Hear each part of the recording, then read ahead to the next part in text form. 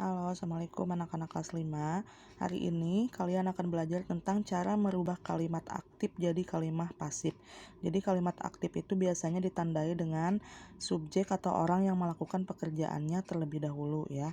Kalau kalimat pasif ditandai dengan objek atau benda yang ditulis terlebih dahulu di dalam kalimat tersebut. Contoh di sini, ini kalimat aktif, barudak di sawah keur nyieun oleh-olehan. Jadi subjeknya itu anak-anak di sawah sedang membuat oleh-olehan.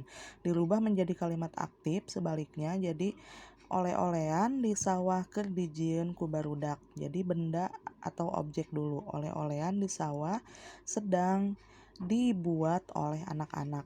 Jadi kata nyieun dirubah, predikatnya ini dirubah menjadi di ya, ditambah jadi dijieun. Nah, ini contohnya kalian nanti kerjakan dari nomor 1 sampai 10.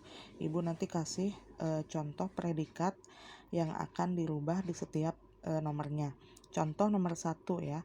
Anwar mawa buku bahasa Sunda. Ini kalimat aktif, dirubah menjadi kalimat pasif menjadi objeknya terlebih dahulu yang paling terakhir ya. Buku bahasa Sunda dibawa ku Anwar.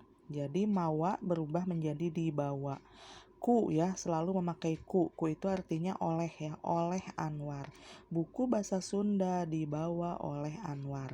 Nanti nomor 2 ya, ngetepel jadi diketepel. Jadi nanti dirubah yang terakhir dulu, manuk di kebon diketepel ku Tatang itu ya, dan seterusnya sampai nomor 10. Oke, terima kasih.